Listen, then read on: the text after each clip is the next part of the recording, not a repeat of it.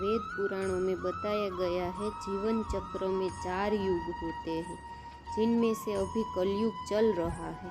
साथ ही यह भी बताया गया है कि कलयुग को शुरू हुए अधिक से नहीं हुआ है। इसके साथ वेदों में कुछ भविष्यवाणियाँ भी है जिन्हें जानकर आप भी दंग रह जाएंगे। वेद पुराणों में कई रहस्य छिपे हुए हैं। ऐसा इसलिए क्योंकि इनमें न केवल देवी देवताओं के विषय में विस्तार से बताया गया है, बल्कि मनुष्य के जन्म और मरण का समय व आने वाले भविष्य के विषय में भी बताया गया है। बता दें कि शास्त्रों में 4 युग का वर्णन किया गया है। इनमें सतयुग को पहला युग बताया जाता है, जिनमें देवी देवता पृथ्वी लोक पर मनुष्य की भांति रहते थे।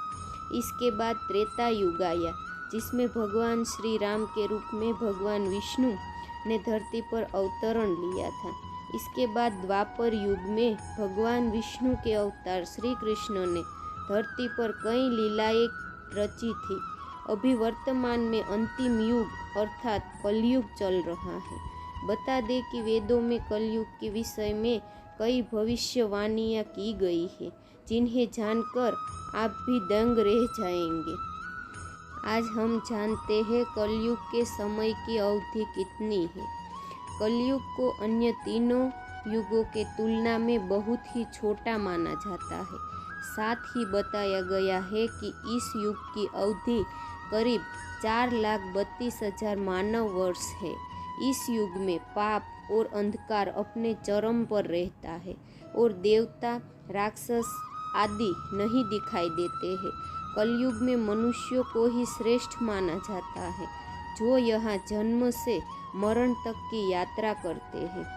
पुराणों में यहाँ तक बताया गया है कि कलयुग में अच्छे लोग कम और बुराइयाँ चरम पर रहती है।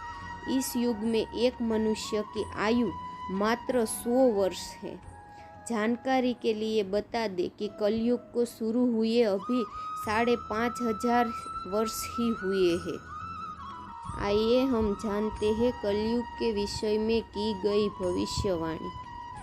विष्णु पुराण में बताया गया है कि कलयुग की अवधि जैसे कम होती रहेगी, वैसे वैसे मनुष्य का रहन सहन पर भी बदलाव आएगा।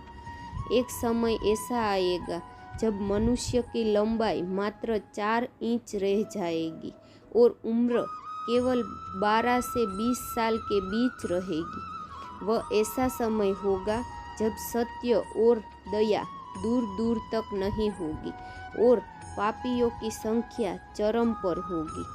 विष्णु पुराण में यह भी बताया गया है, कलयुग जैसे जैसे आगे बढ़ता रहेगा, धर्म का अनुसरण करने वाले लोग और धर्म से जुड़ी निशानियाँ विलुप्त हो जाएगी।